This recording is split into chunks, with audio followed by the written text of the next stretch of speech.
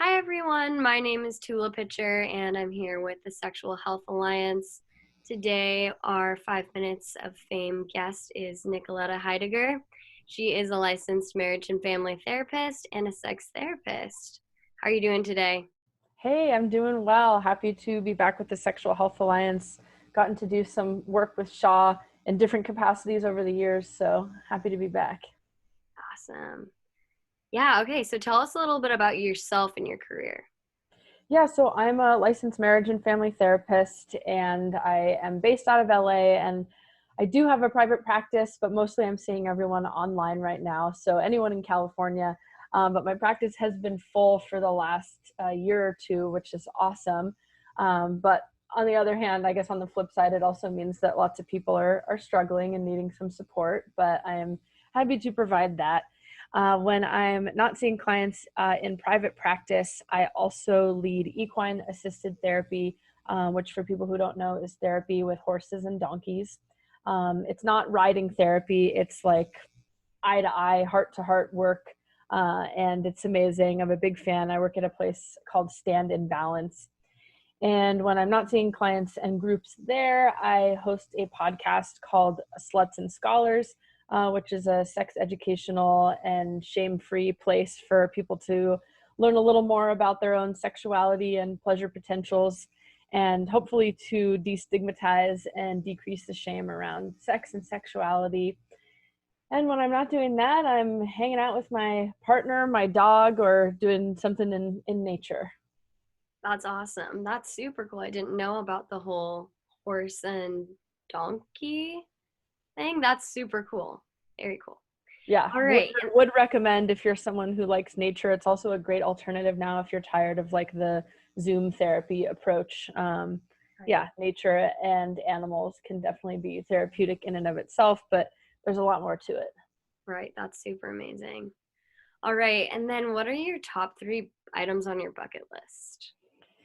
Oh, this is a tough one. I mean, I think right now it's just to hopefully get myself and my family healthily and safely through pandemic times, so that I can celebrate my 30th birthday with my friends and go on adventures with my family and my partner, and just kind of get back to some kind of better community where we don't have to think about what our quarantine process has been like.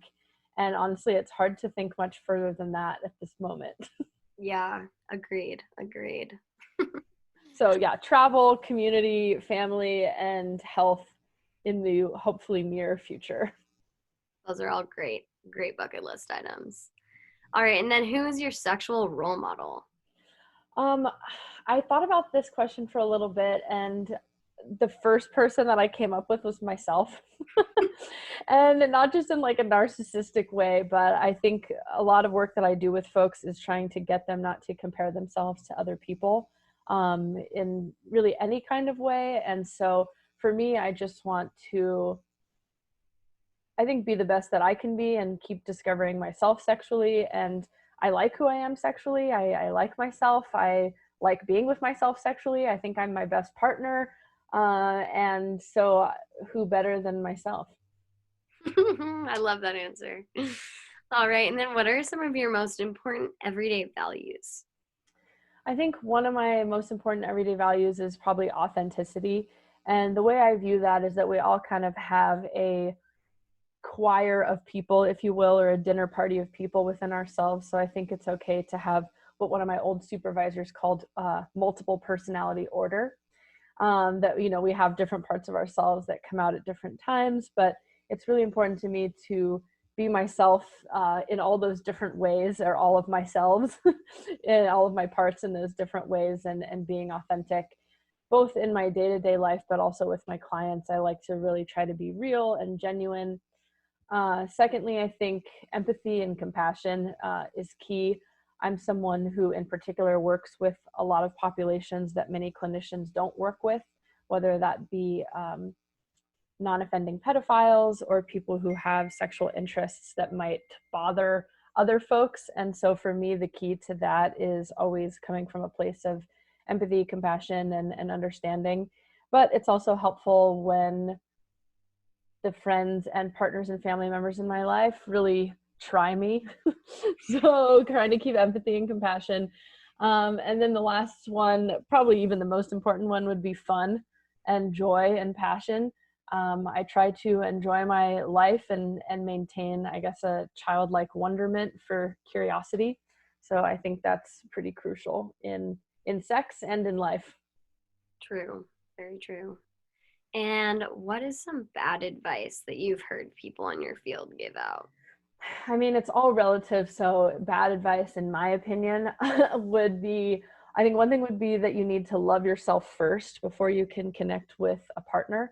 I think there's certainly something to doing our own work before we can, really find maybe a partner that is on the same page and in a way that we like want to connect with somebody. But I don't like the old adage of like, you need to love yourself first, because I don't know anyone who loves themselves all the time under all circumstances in any situation. I think it's a constant work in progress. And if we all waited until we loved ourselves first, we'll probably be waiting a really fucking long time. So that's one. I think the second one is that if you have desires outside of your relationship, then that means there's something wrong with your relationship. And so I think that is false in lots of ways. I think there's some truth to it.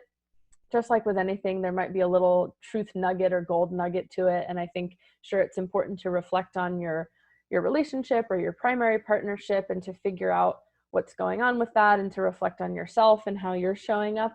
But I think that assumption is also rooted in, that monogamy is the best form of a relationship, and under the sort of Disney princess assumption that we can get all of our needs met from one person. So I think that's shitty advice.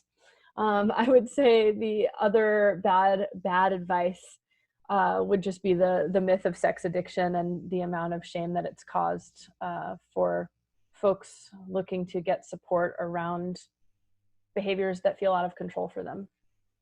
Right. That's super interesting. I've been looking into that more myself because I think it's it's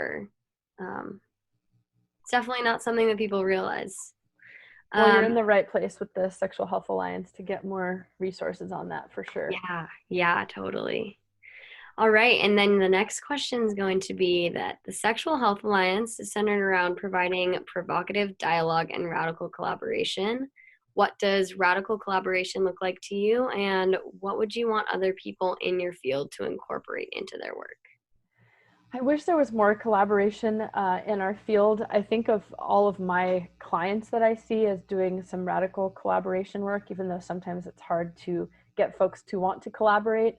So I'm just one person. I have my own, quote unquote imperfections and things that I'm learning. And so I really like to work with others, both to get feedback, but also to hear about and learn their different life experiences. And so I think each individual person is a really unique intersection of lots of different amazing things that make them an individual. And so to me, radical collaboration is just having the space to, connect with people in all of their unique intersections and be open to learn more. And so, for example, with clients, that looks like being able to work with psychiatrists and pelvic floor therapists and hypnotherapists and dominatrices and all types of things like that. And so, just being open and and especially being open to folks and their experiences and not just, I guess, thinking that somebody has the credit to say something just because the letter's behind their name. Then for your red carpet question, tell the world what you're working on and where we can find you. So right now, I would say my main thing is doing private practice. And unfortunately, there's nothing you can do for me on that other than give me words of affirmation support so that I don't get burnt out like a lot of clinicians are right now. But you can support what I'm doing with my podcast. I'm on Instagram there at Sluts and Scholars, on Twitter at Slut Scholars. And my website is nicolettaheidegger.com if you do want to get in touch. Though my private practice is mostly full at the moment, I always love to help people connect with a referral that feels good for them. And in addition to that, I also do educational things like this Sexual Health Alliance talk that's coming up on the 26th. So one of the other ones that I do is I do the human sexuality training for the Department of Children and Family Services. And so I love to come and talk to classes, to future professionals, to clinicians, to doctors, basically to any folks that should know about sex but don't. So feel free to hire me and pay me for that. And otherwise, yeah, check me out on my podcast at Sluts and Scholars and at the upcoming Shaw lecture on the 26th. Sweet. Thank you so much for being with us today, and it was really nice to talk to you. Thanks for having me.